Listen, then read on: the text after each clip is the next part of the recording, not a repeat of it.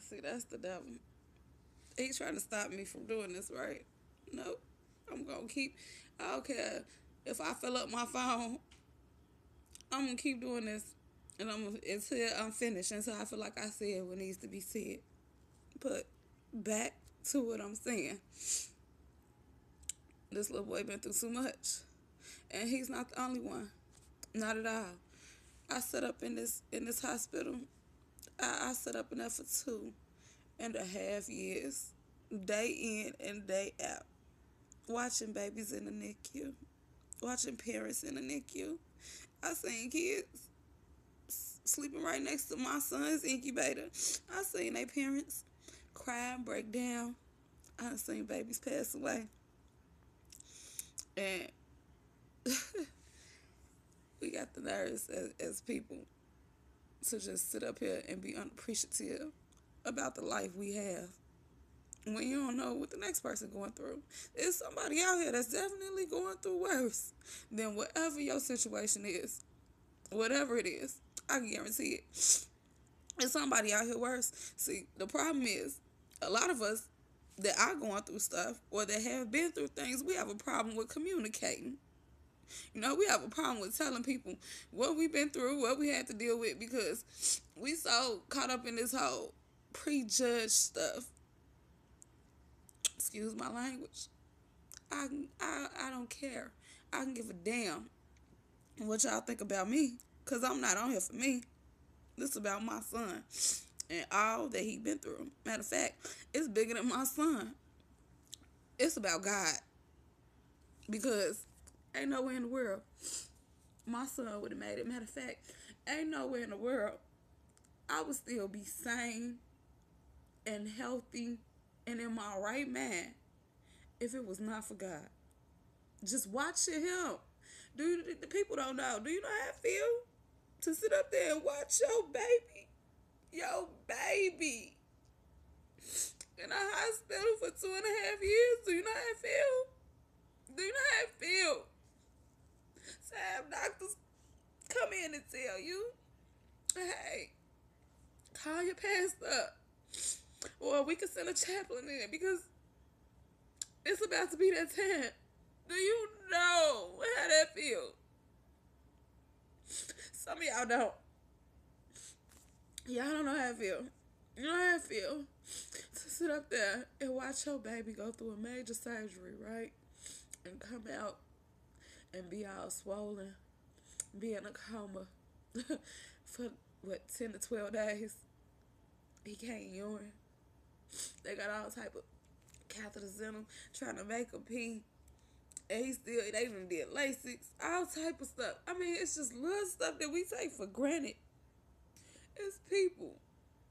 And we got little kids out here that's suffering and it's going through way, way more than us grown adults are. I got bills like everybody else. You know? After having my son, please, I think my amount of complaining, please, is none. None. Yeah, I may say, oh, I got a headache. I may do. But I'm going to press on anyway. That's probably all I'm going to say is, oh, I got a headache. You won't hear no, I got a headache, I don't want to be bothered. I got a headache, I'm not going to work. Or I don't feel good, I'm not going to work. You're not going to hear that. Because every time I look back at this little boy, and then, mind you, I said in the beginning, he's 6 now. Don't tell me God not good. This boy is 6 now. And he's a genius. Oh my God. He is a genius. I got 5 kids. The only child. He's my 4th born. The only one that I had to go through major stuff with. He's my only son. The only one. What can I say? That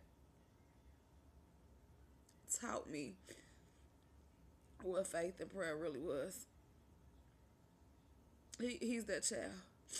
He taught me. He taught me that God is in control of everything. He taught me I have no say over life, period. It's all God. Just sit back and watch. You gotta have faith. And I'm gonna say it. My faith was mm, it was good, but I was out there doing my own thing, you know. I was in my own little world. I was still in church, but I was in church probably because that's all I knew of then was church, church, church, church, church, especially coming up. So it became a habit. So I wouldn't say I was there willingly to a certain extent, but another part of me was, I don't know how to put it, but y'all know what I mean. So I mean, I was in there. Tell you a scripture in a minute. I was into church like that, but when I say flat out face on the floor, praying, praising, trusting God, it didn't happen until I met my son. It didn't happen. And that's crazy. It's crazy that God got to do certain things to get our attention. It shouldn't have to be that way. But we as people, we let all these TV commercials and all these other people put stuff in our head and sit up there and try to make us think twice about doubting our God. I'm trying to tell y'all. Matter of fact, I'm finna read one of the scriptures. I still got it. All this was together. These are scriptures that I used to put on his incubator with his first little hair. I had to cut his hair when he had one of his brain surgeries. Of course, Isaiah 54:17. Definitely that's number one up in this bag.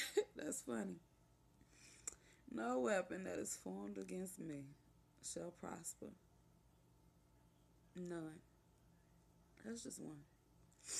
I ain't even gonna read them all. I'm just looking at them. Here's another one. Which one is this one? This is Jeremiah. I know. Jeremiah 17. I believe it's 17. I might be wrong. Don't quote me on it. It could be 11 or 17. But it says, heal me, O Lord, and I shall be healed. Save me, and I shall be saved.